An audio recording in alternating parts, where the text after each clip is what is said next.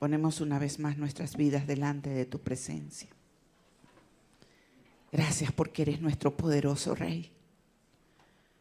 Eres nuestro Dios supremo, Señor. Gracias por el mensaje que tienes hoy preparado para cada uno de nosotros, que es lo más importante en este momento, Señor, para nuestras vidas, para aferrarnos a la palabra que nos sustentará y nos guiará y nos aconsejará y nos exhortará para seguir adelante, Señor, reconociendo que en ti habitamos, Señor, y que nuestra naturaleza se desarrolla en este evangelio, donde nuestras vidas, Señor, son transformadas y cambiadas cada día por el poder del evangelio. Gracias por cada uno de mis hermanos presentes. Permite que ese poder de la sabiduría descienda sobre cada uno de nosotros para tener el conocimiento de solo Cristo, Señor. Pero solamente, Señor, es para disfrutarlo y compartirlo con otros. No quedárnoslos guardados, sino compartirlo y disfrutar cada evidencia como testigos que somos, Señor, de este plan perfecto de salvación para la humanidad. Eso es lo que más importa en este momento, Señor. Y sabemos que estamos en tu itinerario, en tu horario, y que hemos de cumplir, Señor, lo encomendado por ti. Esa gran comisión que es ir y predicar este evangelio a toda criatura. En el nombre de Jesús el Cristo, te doy gracias por la vida de nuestro pastor, que es el mensajero que nos trae, Señor, ese mensaje que ya tú diste. Úsalo de gran manera, Señor, pon gracia, por un favor en su vida, para que seas tú en él, a través del conocimiento de la ciencia, Señor, y que sean sus palabras, Señor, no la de él, las que salgan de su boca. Gracias, porque solo creemos en ti, Señor. Solo tú eres nuestro Dios, solo tú eres nuestra guía y solo tú nos das la llenura con tu Santo Espíritu. Amén. Le damos gracias a Dios y le damos la bienvenida a todos. Sí, gloria a Dios. Bendiciones, mis hermanos, para todos. Amén. Por favor, quiero pedirles hoy, muy especialmente, sé que siempre lo hacen. Quizás está de más decírselo, pero a lo mejor lo voy a decir por mí, no por ustedes. Estén muy atentos hoy a la palabra, porque la enseñanza que yo traigo, yo le decía a mi hija anoche, mi hija Andrea, que me ayuda tanto con el trabajo de la transmisión, igual lo hablaba con el equipo ahorita.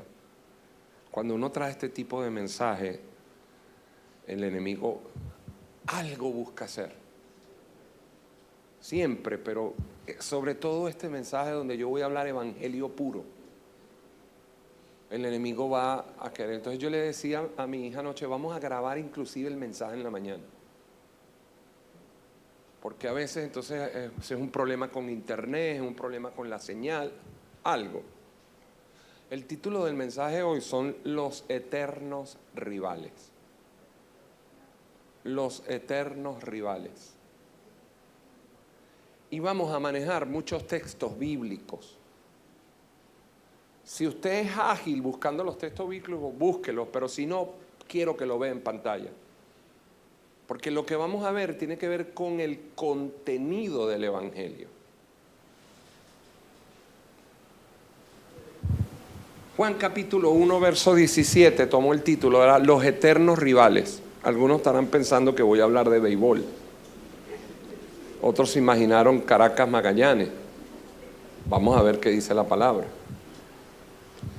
Juan capítulo 1, verso 17 dice, pues la ley por medio de Moisés fue dada, pero la gracia y la verdad vinieron por medio de Jesucristo. Amén. Muchas personas aprendieron a ver a Dios como un negocio, verlo con un interés equivocado, distinto, como aquel que yo le servía y él me daba. Y si Él me mandaba, yo cumplía, pero cumplía a cambio de algo. Utilizamos expresiones como: Señor, yo te sirvo y tú me das. Si yo te sirvo y obedezco, entonces a cambio de eso tú me pones en un lugar. Yo no estoy diciendo esto como una crítica, yo estoy diciendo esto para que usted vaya identificando ese tipo de mensaje. Porque eso fue lo que enseñó el Antiguo Testamento. Esa es la mentalidad y la condición que se adquiere producto de predicar la ley que vino por Moisés. Al pueblo se le enseñó: usted tiene que hacer esto para usted obtener esto. La interpretación, présteme mucha atención, la interpretación que le dieron al mensaje del antiguo pacto estaba lleno de humanismo y de legalismo. ¿Qué buscaban con este mensaje? Que las personas se sintieran mal. Óigame, porque eso se ve en pleno siglo XXI. Que se sintieran culpables y avergonzados, porque para ellos esa vergüenza, ese malestar, sentirse mal cuando empezamos a predicar cosas que dice la palabra que no debemos hacer y las hacemos, ellos pensaban que eso podía producir arrepentimiento. Yo te estoy dando la razón de por qué ellos predican ese tipo de mensaje. Pero eso es totalmente falso. ¿Por qué, pastor? Porque el arrepentimiento es un don de Dios que viene por el Espíritu Santo. Lo que la gente experimentaba cuando se predica un mensaje de ley, de obra, de no hagas, es sentirse mal, es sentirse culpables y miserables. Y cuando la persona se sentía así, lo que producía era remordimiento. El remordimiento es de la carne, el remordimiento es del cuerpo, del alma, de sus emociones. El arrepentimiento es del espíritu. Son dos cosas diferentes, se parecen, pero no es lo mismo. El remordimiento es aquel que se siente mal por algo que hizo y llora y pide perdón y me gasté la quincena bebiendo, perdóname, te prometo que no bebo más. Y la quincena que viene vuelve y bebe. Eso es remordimiento. El arrepentimiento es un cambio, es un girar 180 grados. La ley, cuando se predica la ley dada por Moisés, lo que se manifiesta es humanismo y legalismo, y eso no puede producir fruto de arrepentimiento. Repito, el arrepentimiento es del Espíritu y viene por el Espíritu y es dado al Espíritu del hombre en el mismo momento en que se está produciendo un suceso que se conoce en la Biblia como la conversión o el nuevo nacimiento. Cuando la ley, cuando el mensaje está cargado del Antiguo Testamento, produce en ti una sensación de culpa, de malestar, que te engañe, que te confunde. Pero lo peor es que tú crees que estás siendo redarguido en tu espíritu, cuando la realidad es que estás sintiendo una sensación de malestar y de incomodidad en tus emociones que solo produce una carga que nadie puede llevar. Eso lo hace el mensaje de la ley. Porque el mismo espíritu de la ley es el que te hace sentir mal. Y la pregunta es, ¿por qué me siento mal? Por la condición espiritual que tienes. Por la condición en la que estás. Porque no has terminado de entender la libertad del Evangelio. El trabajo de las tinieblas, sépalo, téngalo claro hoy, para que usted lo identifique, para que usted no caiga en el mensaje, para que usted se cuide de eso. El trabajo de las tinieblas es producir que te culpes por lo que haces y que te condenes por lo que hiciste. Ese es el objetivo de la ley. Que el hombre se sienta condenado, culpable, lo vamos a ver en el contenido del mensaje. Su fin es producir la muerte, entiende, el pecado original vino para producir en el hombre la muerte. Eso fue el objetivo del pecado original. Satanás hizo el trabajo para que el hombre fuera incrédulo, diciendo no mires, no morirás. Ahí vino el engaño, ahí está el engaño. No, tú no te vas a morir. Pero es que Dios me dijo que si comía me moría, Génesis 2:17. Sí, pero yo te digo que no te vas a morir. Dios le dijo al hombre, véalo en la pantalla, Génesis 2:17. El día que de él comieres, morirás. Y él, Satanás, el adversario, para que hoy termine de entender por qué es el adversario, porque es el que adversó el mensaje. ¿Qué es adversar el mensaje? Lo contrario. Le dijo, no morirás. Es homicida desde el principio, porque desde el principio buscó matar al hombre. ¿Qué produjo esto? Produjo que el hombre creyera lo que Satanás dijo y no lo que dijo Dios. Eso es la incredulidad en el hombre. Es decir, el pecado, con mayúscula, el pecado del espíritu del hombre. ¿Y qué produjo eso? Muerte, separación. La ley vino para culpar y condenar al hombre. Para eso vino la ley. Cada vez que usted oiga un mensaje de ley, usted se va a sentir culpable y condenado, porque ese es el objetivo de la ley. Romanos capítulo 5, verso 13, lo puedes ver en la pantalla. Pues antes de la ley había pecado en el mundo. Pero donde no hay ley, ¿qué dice? No, sin culpa de pecado. La ley vino para que se sintieran culpables. Ese es el objetivo de la ley. Hay un joven que está con nosotros, me reservo su nombre. Ya tenemos más de 2 años conociéndolo. Me dijo, pastor, yo estaba en una iglesia donde si yo tenía ganas de morirme, de suicidarme, yo cuando me venían esas ganas, yo salía corriendo y me iba para la iglesia, para el culto. Y cuando terminaba el culto, yo estaba convencido que tenía que suicidarme. No es que iba a la iglesia para ser libre. Él iba con esa intención, pero el mensaje lo condenaba tanto que él decía, si yo entré al culto con una duda de suicidarme, yo salía convencido que había que ir una vez para el metro. Pues antes, vuélvamelo a poner, pues antes de la ley había pecado en el mundo. Ya el pecado estaba desde Adán. Pero donde no hay ley, ¿qué? No se puede inculpar de pecado.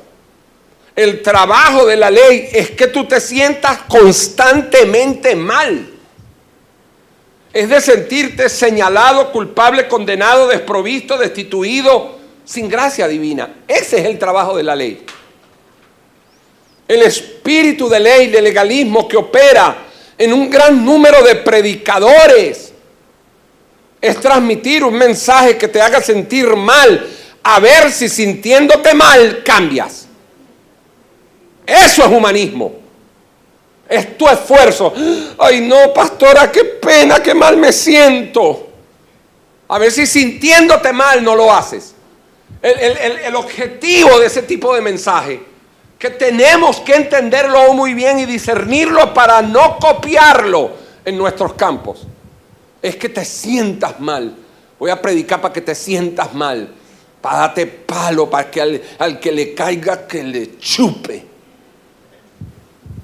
Porque ellos creen que sintiéndote mal tú vas a cambiar. No, yo no puedo seguir haciendo lo mismo, qué horrible. No, el pastor el domingo nos dijo un mensaje, hermano. Yo no puedo seguir llegando al culto a las 11, ¿vale? Qué pena, qué cosa. Oh, pero es que el segundo servicio empieza más o menos a esa hora. No, es que yo voy es para el primero, pero llego a las 11.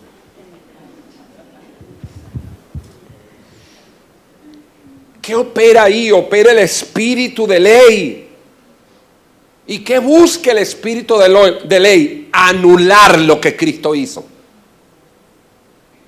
Ellos creen que con este tipo de mensaje concientizan al hombre por lo que está haciendo, para que el hombre cambie. Eso no es evangelio. Yo quiero que tengas tú claro, eso no es evangelio.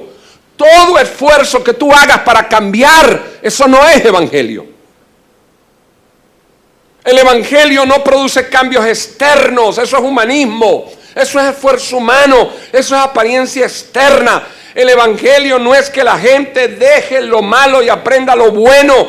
Ese no es el mensaje. El evangelio es que Dios nos vino a dar un nuevo corazón, un hombre nuevo. De modo que si alguno está en Cristo, es una nueva criatura, no que es una criatura cambiada.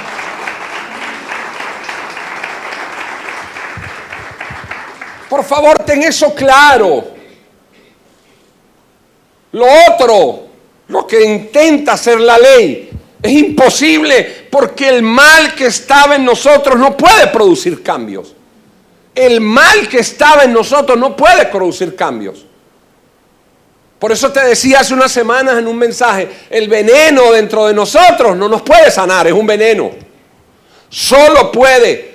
¿Qué puede hacer el mal que estaba en nosotros cuando la ley me es dada para revelar el mal que está en mí? Lo que pueden ustedes, yo ver la condición y el estado espiritual que todos teníamos. Señores, para ir terminando la introducción, la obra de convencimiento de pecado solo la puede producir el Espíritu Santo. No la puede producir usted muerto, ni ellos muertos. ¿Mediante qué? Mediante el mensaje del Evangelio. No mediante el mensaje de lo que usted está haciendo. Ah, pero dime, tú no te portas mal, tú no mientes, tú no bebes a veces, tú no fumas, tú no bailas pegado, sí, pero con mi esposa, pero pegado igual. Ese mensaje no produce nada, solo que te sientas mal. No es un mensaje para crear conciencia, ese no es el evangelio, por favor. Es un mensaje que produce espíritu y vida. El mensaje del evangelio produce espíritu y vida. Lo dijo Jesús en Juan 6:63. Las palabras que yo os he hablado son espíritu y son vida. No son un mensaje de conciencia. No es un mensaje para concientizar. Usted va para una iglesia y el pastor llega. Hoy traigo un mensaje para que todos tomen conciencia. Párese y sálgase corriendo. Porque ese no es el evangelio. El Espíritu Santo es el que te convence del estado de condenación en el que te encuentras. Mira la obra de convencimiento. Apréndete estos 4 pasos de la obra del convencimiento. El Espíritu Santo es el que te convence del estado de condenación en el que te encuentras. ¿Y por qué me encuentro en ese estado de condenación? Eso fue producido por la naturaleza pecaminosa que yo adquirí por la heredad de Adán. Ya sé por qué tengo esto. Fue desde Adán. Usted no adquirió una naturaleza pecaminosa porque usted hizo algo. Cuando la gente te dice, usted es pecador, porque tú me dices pecador, si yo me porto bien, si no le hago nada mal a nadie, si yo no robo. Es por lo que heredamos de Adán. Aló, es por lo que heredamos de Adán. Por eso es que adquirimos un estado de condenación. El Espíritu te está convenciendo de eso. Pastor, y cuando el Espíritu me empieza a convencer de que estoy fumando, de que estoy mintiendo, de que tengo otra mujer, entonces ese no es el Espíritu Santo, ese es el espíritu de ley, el que quiere que te sientas culpable. Cristo, el Señor, el Evangelio no viene a convencerte de eso. Viene a convencerte del estado en el que caíste, de lo que heredaste de Adán, de lo que sucedió en el huerto. Una vez que logra convencerte de ese estado de condenación, de esa muerte espiritual, de esa incredulidad, de esa separación con Dios, ¿qué hace? Provoca en ti la necesidad de salvación. Es el Espíritu quien produce en ti el que tú necesites salvarte. El que decía Damaris en nuestro entrenamiento que tuvimos hace unos sábados, que dio una clase y que una niña terminando la clase se acercó y le dijo: maestra, entonces yo soy hija de Satanás, porque lo entendió. Y una vez que provoca en ti la necesidad de salvación, ¿sabes qué hace el Espíritu? Te presenta al Salvador. Eso lo hace de inmediato. No es que el Espíritu te dice: ¿entendiste que estás condenado? Sí. ¿Entendiste que necesitas salvación? Sí. Nos vemos la semana que viene para que pases una semana de infierno. No, inmediatamente. El mismo Espíritu inmediatamente te presenta al Salvador, que es Cristo. Y presentándote al Salvador, que es Cristo, produce en ti fe y arrepentimiento para que lo recibas. Esa es la obra perfecta de convencimiento que hace el Espíritu Santo. Eso es el nuevo nacimiento. Todo es de Él, nada de nosotros. Todo es obra del Espíritu Santo. Todo lo hace el Espíritu Santo. Pastor, ¿y nosotros qué tenemos que hacer? Presenta el mensaje del Evangelio. No te enfoques en convencer tú. No te enfoques en convencer tú. Eso es trabajo del Espíritu. Enfócate en dar el mensaje del Evangelio correcto. Cuídate, cuídate de no ser engañado, de no ser confundido. Señores, Satanás ha disfrazado el Evangelio real, correcto, bíblico y ordenado para que muchos piensen que están bien, que están convencidos y convertidos, y no es así. Ha sido todo un sistema del diablo que disfrazó. Segunda de Corintios 11, versos 14 y 15. No es maravilla. O sea, esto no es para que te maravilles, esto es una realidad, que el mismo Satanás se disfraza como ángel de luz. Y dice el 15, y así que no os extrañe, porque si el mismo Satanás se disfraza de ángel de luz, no os extrañe si también sus ministros se disfrazan como ministros de justicia, cuyo fin es conforme a sus obras. La Biblia me está diciendo que Satanás tiene sus ministros que se disfrazan como ministros de justicia. Pero el mensaje que están predicando no es el Evangelio. No lo es. Oh, hermano, no haga eso. Oh, no, Dios nos llamó a ser justos. No haga eso, varón, pórtese bien. Oh, no haga eso, varón, no mienta. No, solo le desagrada al Señor. Si el Señor viene, se queda. ¿Qué es eso? ¿Dónde está eso en la Biblia? ¿Dónde está? Nada más en los razonamientos de ellos.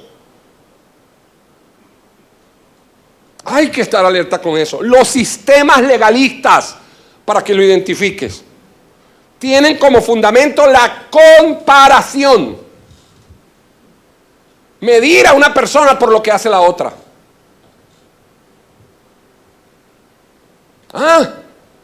No es posible, hermano. Jesús nunca pecó. Y ustedes lo pasan pecando. Jesús fue 3 veces santo. Ustedes son unos pecadores.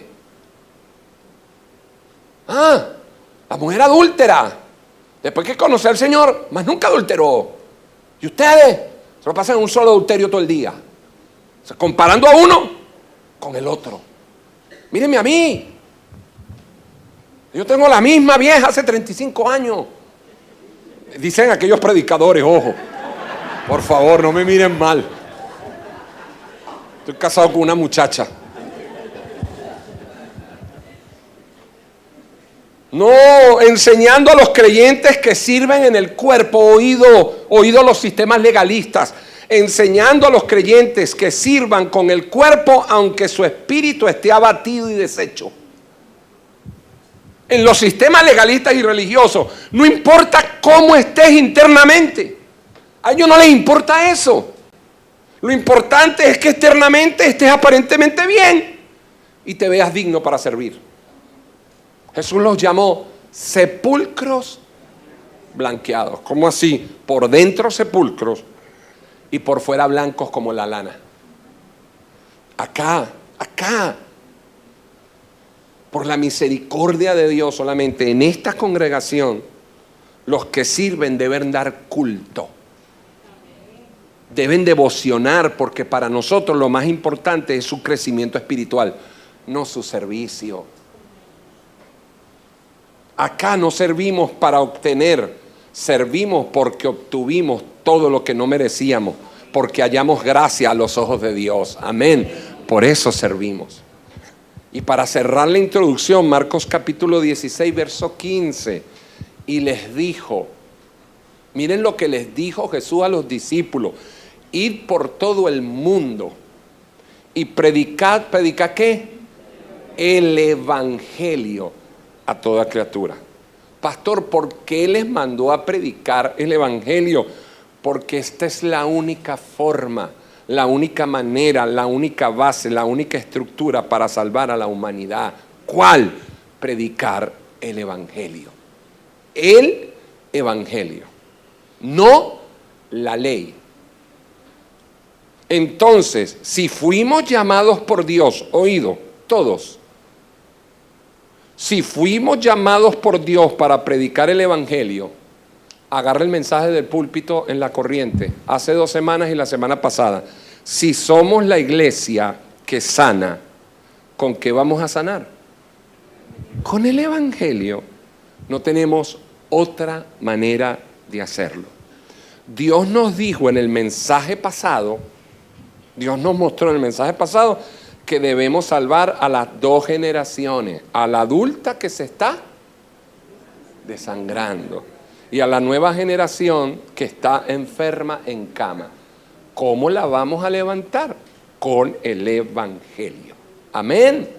Pero el evangelio, no lo que estamos pensando algunos que es el evangelio, no, con el evangelio. Y hoy quiero, permítame la expresión, no quiero que suene arrogante porque no es mi intención. Quiero es despertar en usted el interés de lo que va a escuchar. Hoy quiero dar una cátedra de lo que es evangelio. Voy con el primer punto del mensaje, el objetivo de la ley. Vamos a conocer el objetivo de la ley. Primer punto del mensaje, el objetivo de la ley. ¿Por qué dice que la ley es buena, santa y pura? Y por qué el pastor dice que no prediquemos ley si es buena, santa y pura. Vamos a ver esto. Nosotros debemos cuidarnos de las sutilezas de Satanás. No podemos dormir en una cama y tener 2 sueños. Oído, que esta frase a mí me quebrantó, me encantó, me gustó, la disfruté. Esto de tener una cama, dormir en una cama y tener 2 sueños, esto me lo compartía mi hijo, el pastor Oliver, recientemente, que la semana pasada estuvo en un entrenamiento en la ciudad de Madrid. Él se fue con su esposa, la obrera Ginesca, se fue con sus hijos, mis nietos, y vino un pastor de Corea, que es el pastor Toñín, español. Fue a Madrid y les dio un entrenamiento y les decía, es solo el evangelio, es solo el evangelio. Y llegó un momento que dijo, por favor, no tengan 2 sueños durmiendo en una sola cama. Y a mi nieto le llamó la atención eso. Y cuando terminó el entrenamiento le dijo, pastor Toñín, ¿qué es dormir en una cama y tener 2 sueños? Y él le dijo, papi, ¿tu mamá y tu papá duermen en una misma cama? Sí. Imagínate que tu papá esté orando para comprar una casa en España y levantar una obra. ¿Entiendes eso? Sí. Y tu mamá está orando para irse de España. Duermen en una misma cama, pero tienen 2 sueños diferentes. Dijo, esa es la gente que mezcla el evangelio. Que están durmiendo en una misma cama, pero con 2 sueños diferentes, con 2 visiones diferentes. El evangelio no se puede mezclar. No se puede adornar. El evangelio no es una receta, no es un arbolito de Navidad para que usted le ponga todo lo que usted quiere. Ahí vamos a poner una cecita, vamos a poner una botica, vamos a poner una patita. Ahí vamos a ponerle esto. Ahí vamos a poner una foto de mi abuela. El evangelio no es un arbolito. El evangelio, oído. El evangelio no es ley y evangelio, no es legalismo y evangelio, no es humanismo y evangelio. Es el evangelio. Hay que sacarle todo lo que no es.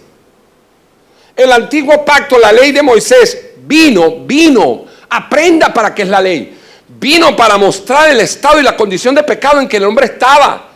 La ley no vino para salvar al hombre, sino para mostrarle al hombre que no podía cumplirla por el estado y la condición que estaba en él. Cuando el hombre pensaba que podía libertarse a sí mismo, vino la ley para culparlo, diciéndole todo lo que el hombre hacía. Y diciéndole todo lo que el hombre hacía, el hombre dijo, no, yo no puedo cumplir todo lo que me dicen que no cumpla. ¿Te das cuenta de la condición que tienes? Andrea tenía 7 años, 6. Y yo estaba montando el canal. Y viajábamos mucho a Panamá. Y en un viaje me la llevé a ella, a mis hijos, a mi esposa. Y ella, papá, ¿qué? Yo quiero una tabla. Mami, pero yo te compré un celular, tienes 6 años, pero tú te compraste una tabla. Sí, no, yo me compré una tabla porque la necesitamos, porque compré una consola de audio que se maneja con la tabla, pero yo quiero una tabla. ¿Pero por qué? Le decía yo. Bueno, porque si tú tienes una, yo quiero una. Yo le decía, pero es que tú no puedes tener todo lo que yo tengo. ¿Por qué no puedo? Y yo decía, Dios mío, dame sabiduría para esta abogada, una abogada de 6 años. Yo tengo que demostrarle que no todo lo que yo puedo, ella puede. Mami, porque yo soy una hija, yo soy un hijo de Dios. Yo también, papá. ¿Qué hago? Y un día iba saliendo del cuarto y yo estaba sentado en la sala de nuestro apartamento en el Paraíso y yo tengo una butaca grande, un mueble. Y yo le dije, mami, levante ese mueble. Pero Dios me lo ministró así, ¡pum! Le dije, mami, levante ese mueble. ¿Cuál? Ese mueble. No, papá, yo no puedo levantar ese mueble. ¿Por qué? Porque yo soy chiquita.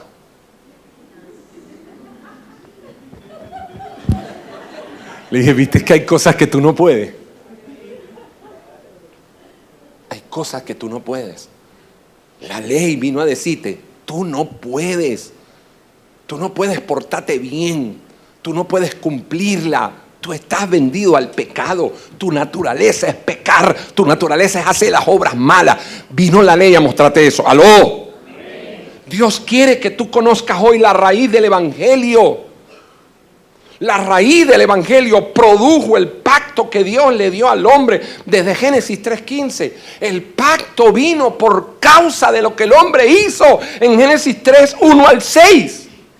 La palabra dice que no había condenación. Lo acabamos de leer. Aunque sí había pecado, la ley vino para condenar al hombre. La ley vino para inculparlo. Si no viene la ley, ¿cómo se culpa al hombre? Es necesario que existiera la legalidad para poder condenarlo. Se los voy a leer otra vez, Romanos 5:13. Antes de la ley había pecado en el mundo. Claro, ya el hombre pecaba. Pero donde no había ley, no se inculpa de pecado. No se puede culpar. Entonces la ley viene para poderlo culpar. Ya el pecado existía, pero no había ley que lo culpara. Para eso vino la ley. La ley no vino para salvar, sino para condenar. Para eso vino la ley. La ley tenía que venir antes de Cristo. Lo vamos a aprender hoy. Porque la ley tenía que condenar a todos los hombres para que todos quedaran encerrados bajo ley, para que después la fe los salvara. Este pasaje me dice que el fin de la ley, que el pecado, oído, no los pecados. Vuélvalo a leer, pero la ley se introdujo para que el pecado singular, para que la condición en la que estaban todos los hombres abundase. Perdón, Romanos 5:20, no se los leí. Pero la ley se introdujo para que el pecado abundase. Mas cuando el pecado abundó, ¿qué dice? Eso se abundó la gracia. Pastor, ¿qué quiere decir eso? Que la ley se introdujo es para que el pecado abundase. Porque si ella no es mentirosa y yo pongo en la ley, el que diga mentira se pierde. Y ella no es mentirosa, entonces tú te salvas. Entonces la ley vino para decir mentiroso, blasfemo, hipócrita, flojo, apático, dormilón. Entonces mientras más cosas dijera la ley, más abundase en los seres humanos la condición de pecado en la que estaban. ¿Me está entendiendo? De pecado, no de pecado. 2 de pecado. Mas cuando el pecado abundó, o sea, cuando la ley fue manifestando que muchos, que todos estaban en esa condición, sobreabundó la gracia. Este pasaje me dice que es el pecado el que abundó. Es decir, mientras más la ley se manifestaba, más personas conocían su condición. Y mientras más pecadores habían, más abundó la gracia para poder salvarlos a todos. Amén. Romanos capítulo 7, estoy en el primer punto. ¿Cuál es el objetivo de la ley? Romanos 7 del 7 al 14. ¿Qué diremos pues? ¿La ley es pecado? En ninguna manera. Pero yo no conocí el pecado sino por la ley, porque tampoco conociera la codicia si la ley no dijera no codiciarás. Mas el pecado, tomando ocasión por la ley, aquí lo pusieron por el mandamiento, produjo en mí toda codicia, porque sin la ley el pecado está muerto. Y si yo sin la ley viví en un tiempo, pero venido el mandamiento, el pecado revive y yo muero. O sea, tiene que venir la ley para que me diga cómo estoy, para condenarme y mantenerme muerto, para poder buscar de Cristo. Ese es el propósito de la ley. El 10, y hallé que el mismo mandamiento, es decir, que la misma ley que era para vida, a mí me resultó para muerte. 11, porque el pecado, tomando ocasión por la ley, por el mandamiento, me engañó y por él mismo me mató, de manera que la ley a la verdad es santa y el mandamiento es santo, es justo y bueno. Luego lo que es bueno vino a ser muerte para mí. En ninguna manera. O sea, lo que es bueno vino a ser muerte para mí. No, en ninguna manera. Sino que el pecado, para mostrarse pecado, tuvo que producir en mí la muerte. Por medio de lo que es bueno, a fin de que por el mandamiento. Pastor, ¿cómo es que dice que produjo en mí la muerte por medio de lo que es bueno? Por medio de la ley, porque estoy diciendo que es buena santifura. A fin de que por el mandamiento el pecado llegase a ser sobremanera pecaminoso. Porque sabemos que la ley es espiritual. Vino de parte de Dios, pero yo soy carnal, yo soy vendido al pecado. La ley me quiere mostrar que a mí quien me compró es el pecado. Amén. Esta es la razón de la ley. Mostrar el pecado que moraba en nosotros y condenarnos. La ley vino para decirnos esto: ustedes están muertos. Mire lo que hizo Satanás en el huerto al engañar al hombre. Esa ley es buena. ¿Por qué es buena? Porque nos muestra lo que el hombre adquirió. Porque es santa, porque es apartada de la ley de los hombres. No me la compares con la ley de los hombres. Esto es una ley divina, es santa, está apartada. Eso es lo que significa santo. Pero es pura porque no puede ser corrompida. Escrito está y como está escrito así se queda. Nadie puede distorsionarla. Pero ¿para qué vino? Vino para revelar la condición del hombre caído, del hombre muerto. ¿Aló? Romanos capítulo 3, versos 19 y 20, estoy confirmando lo que estoy enseñando. Pero sabemos que todo lo que la ley dice, lo dice a los que están bajo la ley, para que toda boca se cierre y todo el mundo quede bajo el juicio de Dios, ya que por las obras de la ley ningún ser humano será justificado delante de él, porque por medio de la ley es el conocimiento del pecado. La ley lo que me está revelando no es las cosas que hacía. La ley revela es la condición y el estado en que estaba. Las obras que hacía es el resultado de la condición en la que estaba. Usted no dice, tapa la luz. ¿Usted dice tapa la luz? ¿Qué dice usted? Apague el bombillo. Usted no dice tapa la luz, tapa la luz. Oscuréceme. Usted dice tapa el bombillo. Usted va al origen. Usted va al estado espiritual. El estado espiritual es de pecado y el hombre cometía obras.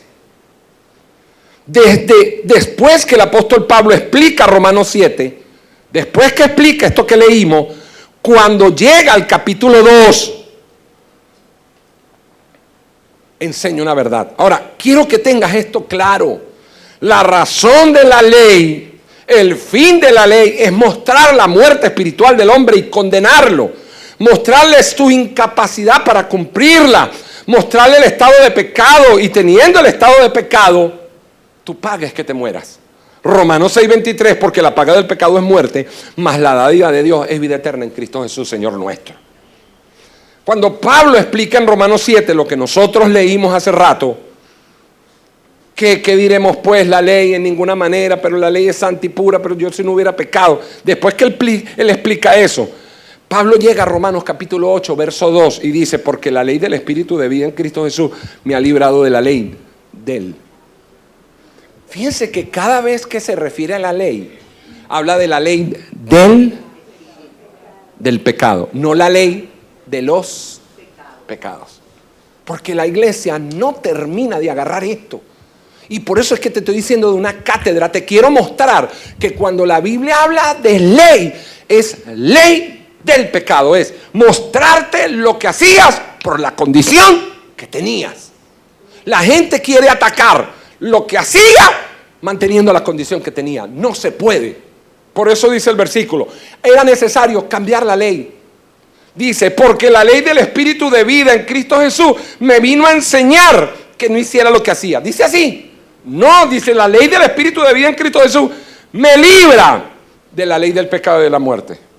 Es una ley de pecado y de muerte, pero gracias a Dios que se introdujo la ley del Espíritu de vida. Amén. El único que puede cumplir la ley fue la simiente de la mujer. Qué detallazo. Es Cristo. ¿Por qué? ¿Por qué él la podía cumplir? Porque él no heredó la naturaleza caída. ¿Y por qué él no heredó la naturaleza de Adán? Porque él no fue engendrado por Adán. Él era simiente de mujer. Es decir, nacido de carne, pero engendrado por el Espíritu de Dios cuando el poder del Espíritu Santo se posó sobre María. Gálatas, capítulo 3, versos 19 al 24. Terminó el punto 1 y entró al 2. Entonces, ¿para qué sirve la ley? Miren lo que dice Gálatas 3:19. Gracias, Carelia. Entonces, ¿para qué sirve la ley? Fue añadida a causa de las transgresiones.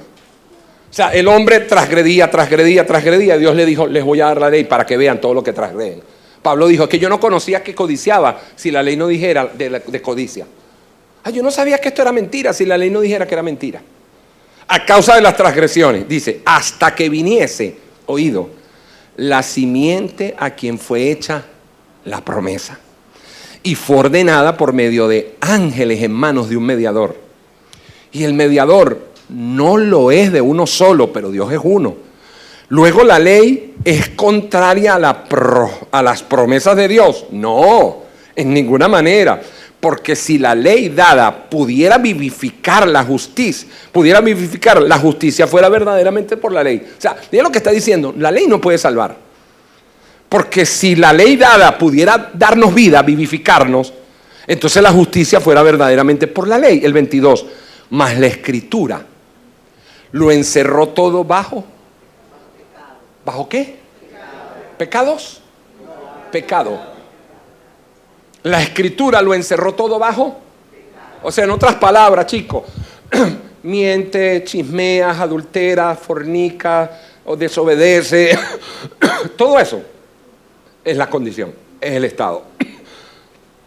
Todo eso lo encerró bajo pecado. ¿Para qué? Para que la promesa que es por la fe en Jesucristo entonces fuese dada a los creyentes. 23. Pero antes que viniese la fe, estábamos confinados bajo la ley, encerrados para aquella fe que iba a ser revelada. De manera que la ley ha sido nuestro ayo, nuestro camino para llevarnos a Cristo a fin de que fuésemos justificados por la fe. Wow, pastor, ya entendí para qué vino la ley. Vino a revelar nuestro estado para que buscáramos del Señor. Amén. Segundo punto del mensaje, anótelo. El pecado que condena. El pecado que condena. Vamos a ver cuál es el pecado que condena. Si ser magallanero,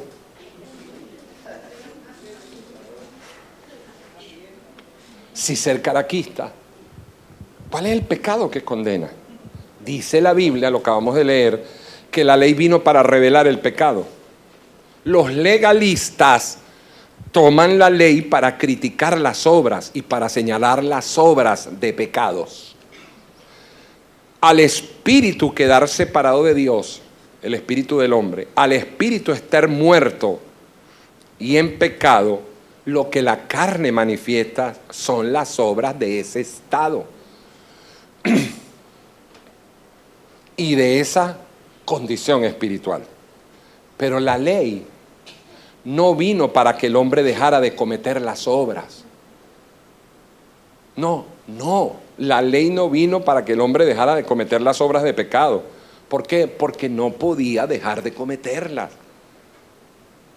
El hombre está vendido al pecado. La ley vino para revelar el estado, para revelar la condición. Cuando nosotros, cualquiera de ustedes o ellos prediquen, no mientas, no engañes, no fumes, no te emborraches, estás predicando contra las obras de la carne. Si el mensaje lo toman y dejan de hacer las obras de la carne, cambian, porque pudiera pasar. Oh, pastor, yo escuché el mensaje y ya yo no fumo, no bebo, no tomo, no engaño, no miento, no fornico. Entonces, ¿usted cambió? Sí, yo cambié. ¿Se corrigió? Sí, me corregí. Pero sigues teniendo el estado espiritual.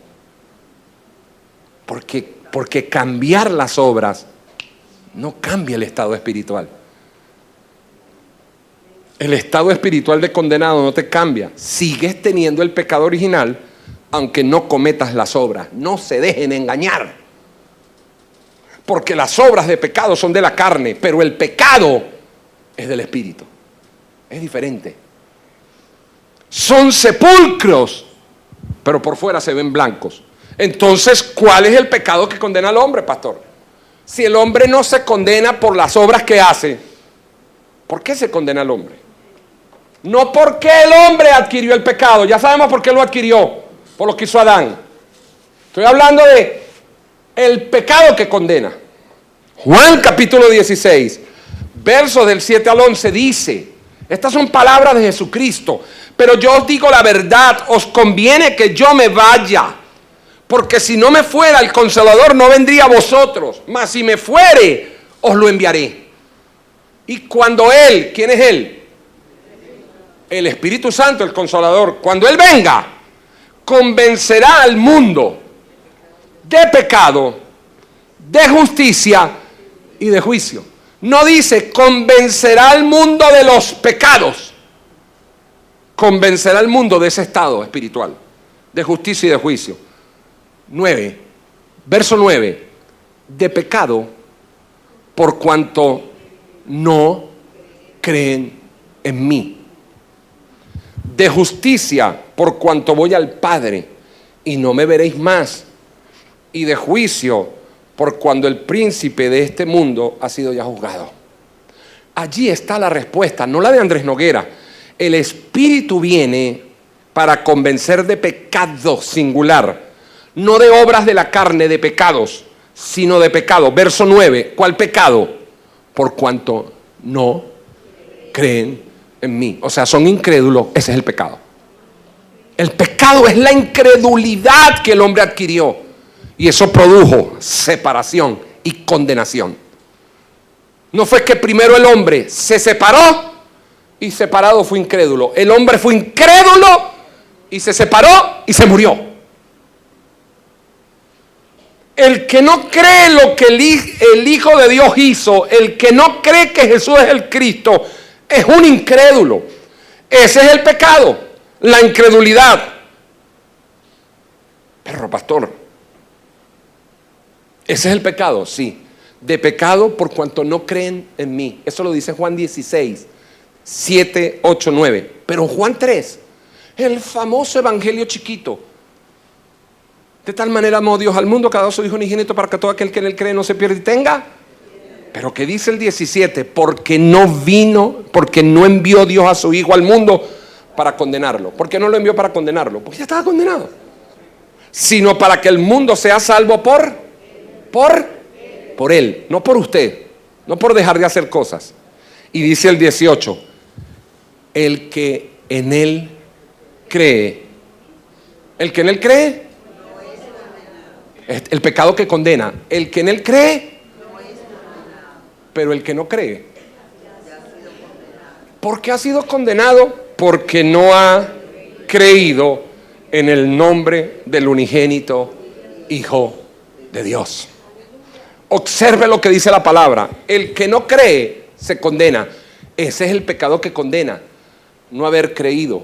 Si a usted le dicen, si usted fuma se va a ir al infierno por fumar, lo están engañando. Porque el pecado que condena no son las obras, es no haber creído.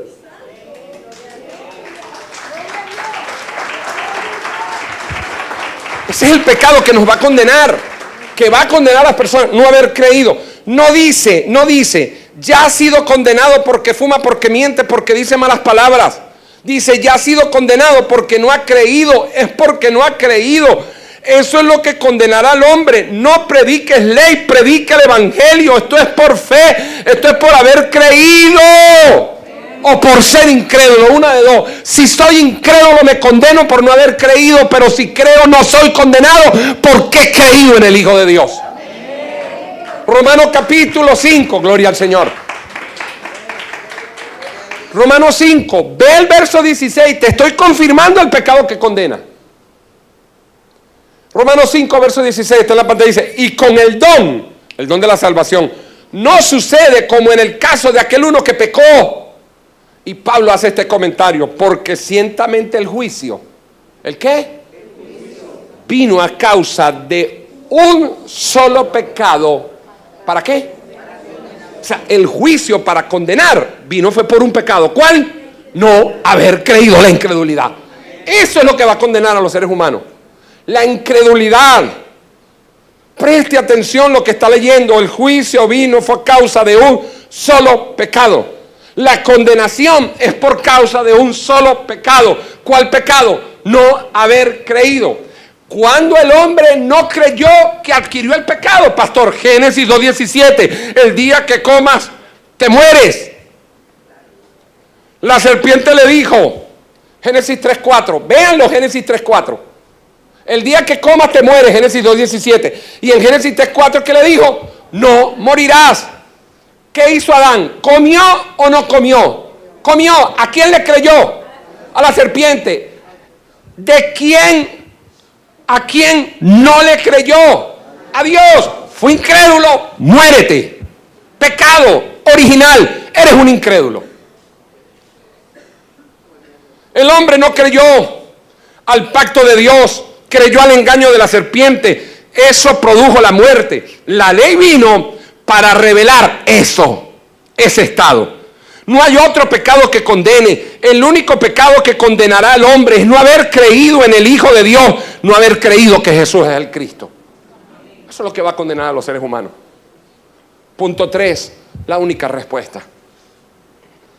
Ahora, el que cree en la simiente de la mujer, que es Cristo, se salva porque Dios así lo estableció. El que no cree se condena. Juan 3:18. El que en él cree no es condenado. No es condenado. Pero el que no cree ya ha sido condenado porque no ha creído en el nombre del unigénito Hijo de Dios. No hay otro pecado para condenar. Pastor, perdón. La blasfemia contra el Espíritu Santo, precisamente. Vamos a aclarar esto. La blasfemia contra el Espíritu Santo es precisamente eso. Porque caes en incredulidad cuando el Espíritu Santo te está convenciendo. Cuando tú piensas que fueron tus obras, que fue tu lógica, que fue tu razonamiento, que tú estás cambiando por tus capacidades, que tú estás cambiando porque tú tomaste conciencia de pecador y ahora decidiste cambiar. Eso es blasfemia contra el Espíritu Santo. Eso no te va a ser perdonado. Porque estás creyendo es en ti, no en Él. ¿Aló? Cuando tú crees que tú estás cambiando por tu esfuerzo, por tu lógica, porque un día te paraste y te dices, oye, vale, entré en razón, yo de verdad estoy muerto espiritualmente, yo voy a buscar de Dios hoy. Eso no lo puedes hacer tú, eso es obra del Espíritu Santo. Blasfemar contra el Espíritu es que tú dudes que Él es el que convence y creas tú que eres el que te está convenciendo. Porque estás creyendo que eres tú. Y la Biblia dice, el que cree en el unigénito Hijo de Dios. Es en Él que hay que creer para salvarse. Cuando el Espíritu viene a hacer la obra que leímos en Juan 16:8, ¿cuál es la obra, Juan? Viene a convencer de pecado, y tú no recibes eso, tú blasfemas. Eso no te es perdonado. ¿Por qué? Porque no dejaste que hiciera la obra de convencerte. Te cerraste en tu obstinación, en tu orgullo, en tu rebeldía, en tu ignorancia. Y Dios te está diciendo hoy, a los que me ven y me oyen, deja que el Espíritu te convenza del estado y de la condición espiritual. Deja que Él sea el que te provea la dádiva de Dios. Porque la paga del pecado, pero la gracia es vida eterna en Cristo Jesús, la dádiva. Primera de Juan capítulo 5, verso 10 al 12. El que cree en el Hijo de Dios tiene el testimonio en sí mismo. El que no cree a Dios le ha hecho mentiroso, porque no ha creído en el testimonio que Dios nos ha dado, vida eterna. Ojo, si usted no siente que tiene vida eterna, cuidado, porque lo primero que hace el Espíritu al morar en usted es darle testimonio que usted tiene vida eterna. Usted ha sido sellado para el día de la redención. O sea, como eso que, hermano, ¿usted tiene vida eterna? No sé. Ay, papá. Pasa y recibe al Señor entonces. Porque el que es hijo, el que tiene al Hijo, tiene vida eterna. Porque el Hijo de Dios le ha dado vida eterna. El 11. Y este es el testimonio, que Dios nos ha dado vida eterna, y esta vida está en su Hijo. Porque si nos dio al Hijo, no fue que cuando el Hijo llegó a nuestra vida dijo, vida eterna, quédate afuera. El Hijo entró con su Espíritu y con la vida eterna en nosotros. Amén. Y dice el 12, el que tiene al Hijo tiene la vida, y el que no tiene al Hijo de Dios no tiene la vida. ¿Ves qué sencillo es el Evangelio? Nosotros somos los que lo complicamos. No, porque Apocalipsis, cuando los sellos y el candelero, y en eso la bestia. Ay, Señor, gracias que ya no predico eso. No compliques el mensaje. El mensaje es básico, es sencillito. El que tiene al Hijo tiene la vida, el que no tiene al Hijo no tiene la vida. Es Juan 3:18. El que en mí cree no es condenado, y el que no cree ya ha sido condenado porque no ha creído. Pero yo tengo a la mamá, es al Hijo. Pero yo tengo a sus apóstoles, es al Hijo. Pero yo tengo su palabra abierta en mi casa, es al Hijo. Pero yo tengo un cuadro en la pared del corazón de Jesús, es al Hijo. No es el corazón, es al Hijo. El que tiene al Hijo tiene la vida. Romanos 5, 8 al 11. Romanos 5, 8 al 11. La única respuesta. Eso es lo que estamos dando en este punto. Más Dios muestra su amor para con nosotros, en que siendo aún pecadores, Cristo murió por nosotros. Mucho más, estando ya justificados en su sangre, por Él seremos salvos de la ira. Esto es para los que creen que se pierden. Cuando usted era pecador, Cristo murió por usted. Mucho más, ya que es justificado por su sangre, por Él será salvo de la ira. Porque si siendo enemigos, cuando usted era enemigo, fuimos reconciliados con Dios. ¿Por qué fuimos reconciliados con Dios? Porque empecé a portarme bien. ¿Por eso? Por la muerte de su Hijo. ¿Por qué fue reconciliado por Dios? Porque ya no miento. Porque me casé. Porque me bauticé en agua. Porque por la muerte de su Hijo que usted es reconciliado. Pero si cuando usted era enemigo, usted fue reconciliado con Dios por la muerte del Hijo, pues mucho más ahora que está reconciliado, será salvo por su vida. Y no solo esto, sino que también nos gloriamos en Dios por el Señor nuestro Jesucristo, por quien hemos recibido ahora. ¿Por quién usted ha recibido la reconciliación? Por nuestro Señor Jesucristo hemos recibido ahora la reconciliación. Usted fue reconciliado por la muerte de su Hijo, y estando reconciliado será salvo por su vida. ¿Cómo así? Sí. Usted fue reconciliado cuando Él murió, pero cuando resucitó, usted fue salvo por la vida del Hijo. Por eso es que creemos en la muerte y resurrección. La muerte me trajo reconciliación, pero el que haya sido levantado al tercer día entre los muertos me dio la vida. Así que nos gloriamos en nuestro Señor Jesucristo por quien hemos recibido la reconciliación. Porque si esto se resuelve portándose bien, y pórtese bien, porque con esto voy a rematar el mensaje. Ay, pastor, nos dijo hoy que podíamos.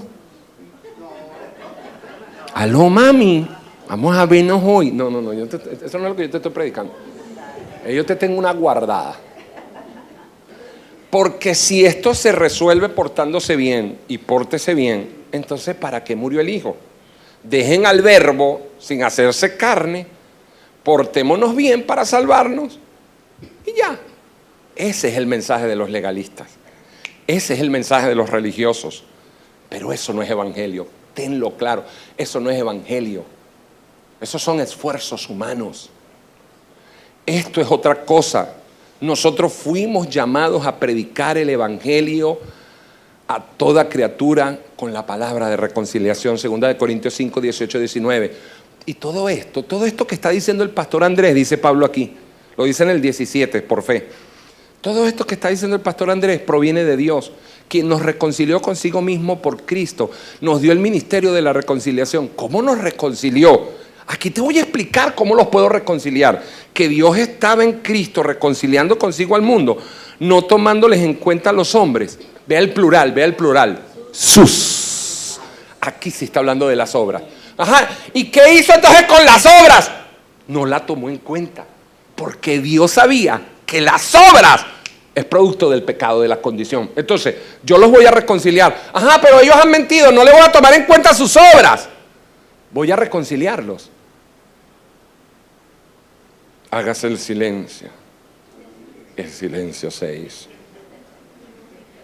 Y como no nos tomó en cuenta los hombres sus pecados, obras, nos encargó a nosotros la palabra de reconciliación. Dios, para perdonarte, para justificarte, para darte nuevo nacimiento, para darte nueva vida, no tomó en cuenta a los hombres tus pecados. Dejar de cometer las obras de pecado tiene otra razón, no es la vida eterna. Dejar de cometer las obras de pecado tiene otra razón que no es la condenación. Dios no tomó en cuenta nuestros pecados para darnos vida eterna. Dios no tomó en cuenta nuestros pecados para perdonarnos. Quiero que entiendas eso. Porque Dios sabía que las obras de pecado es el resultado del estado y de la condición espiritual de separados. Usted agarra, usted tiene una olla, usted tiene la basura con pollo y pescado, una cabeza de pescado de hace una semana, y usted cada vez que entra a esa cocina, eso hiede, y usted lava, y usted le echa cloro al piso, y usted le echa desinfectante, y le echa al ambiente, y el olor se le quita 3 minutos. En 5 minutos vuelve otra vez a arder la cocina. ¿Por qué? Porque la basura sigue ahí. Y Dios vino a quitar la basura, el estado espiritual. Ya Dios nos reconcilió. Sí, ya Dios nos reconcilió. Ahora somos nosotros los que tenemos que dejar de pecar. No para salvarnos, no, sino para otras razones. ¿Cuáles? Romanos 6, 5 al 14. Porque si fuimos plantados juntamente con Él en la semejanza de su muerte, así también lo seremos en la de la resurrección. Sabiendo esto, que nuestro viejo hombre fue crucificado juntamente con Él. ¿Para qué? Para que el cuerpo del pecado sea destruido. El cuerpo. ¿Ve la broma? El cuerpo.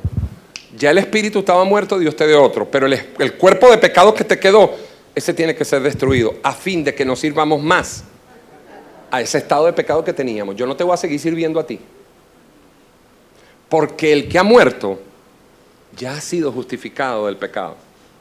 Y si morimos con Cristo, también creemos que viviremos con Él, sabiendo que Cristo, habiendo resucitado de los muertos, ya no muere, ya la muerte no se enseñorea más de mí. Porque en cuanto murió, al pecado murió una vez por todos, mas en cuanto vive, para Dios vive. Así también vosotros, ustedes cristianos, considerados muertos al pecado, pero vivos para Dios en Cristo Jesús, Señor nuestro. No reine pues ese estado en vuestro cuerpo mortal. En vuestro cuerpo mortal es que puede reinar. En el espíritu del hombre nuevo no. Ahí no puede reinar. Ya tienes un espíritu nuevo. Pero ese pecado no reina en vuestro cuerpo mortal. De modo que le obedezcas a sus concupiscencias. Ni tampoco presentéis vuestros miembros al pecado como instrumento de iniquidad, sino presentaos vosotros mismos a Dios como vivos entre los muertos. Wow, pastor, o sea, para testimonio. Sí, ustedes preséntense entre los vecinos muertos, entre los familiares muertos, entre los amigos muertos, entre el campo que ustedes están muertos, ustedes preséntense vivos. No pequen para que la gente diga, wow, ¿verdad que este hombre es creyente?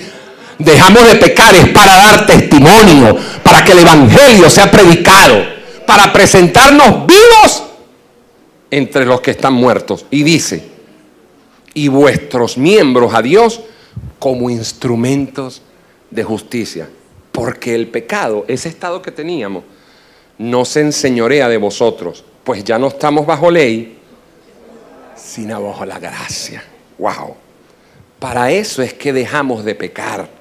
Para eso es que debemos dejar los pecados, porque ya no estamos bajo la ley, sino bajo la gracia. Nosotros ahora somos instrumentos de justicia para mostrar la gracia de Dios.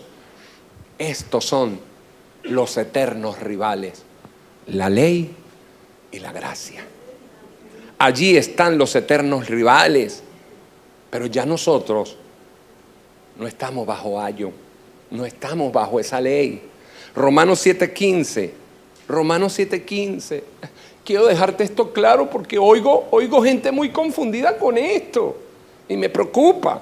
¿Qué dice Romanos 7:15? Lo que quiero hacer no lo hago. Porque todo el mundo agarró este versículo. Pero es que Pablo dijo. Es que uno peca porque Pablo dijo, oye, el bien que quiero hacer, como que no puedo. Eso no es lo que Pablo dice, óigame. Pablo está diciendo en que en el capítulo 7, del 15 en adelante, yo no tengo fuerza humana para hacer el bien. Yo he hallado una verdad, hay una ley en mis miembros que es diferente a la ley que está en mi mente.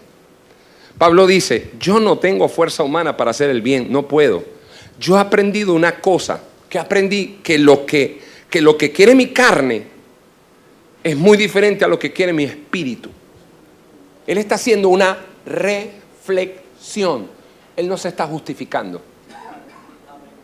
Y después que hace la reflexión, él dice, yo me pregunto, Dios mío, qué miserable soy, miserable de mí. ¿Quién me puede librar de este cuerpo de muerte que quiere hacer lo que mi mente no quiere?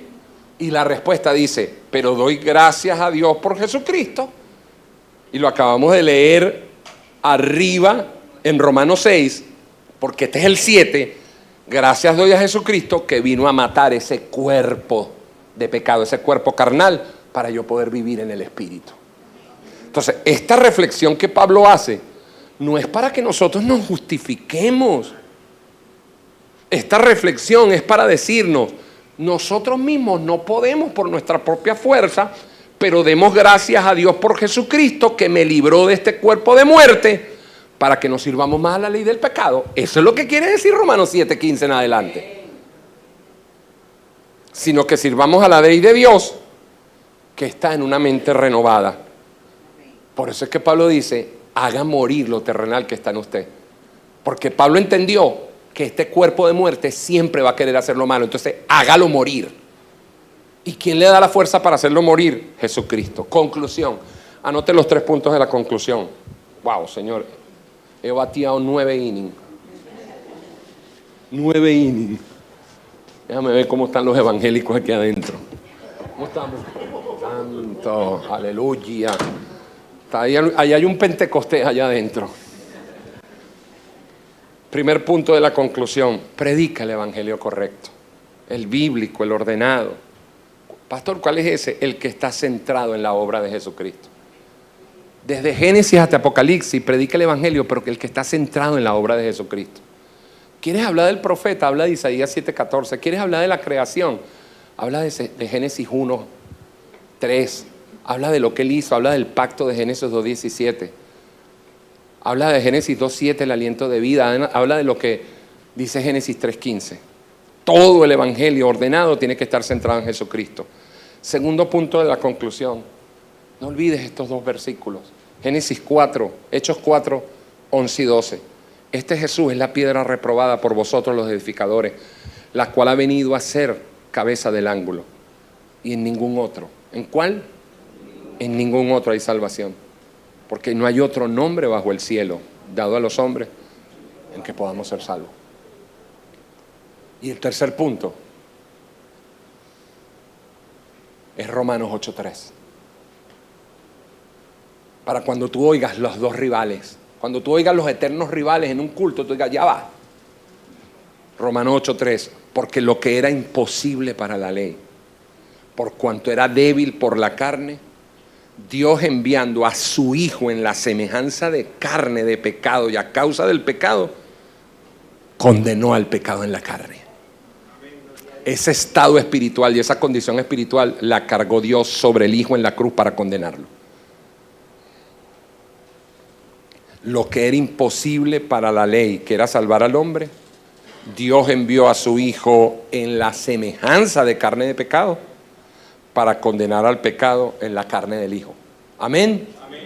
Nunca se te olvide, iglesia, que Dios no juzgó a un pecador en la cruz. Dios juzgó a Jesús cargado de pecado. Dios te bendiga, Dios te guarde. La pastora Carolina.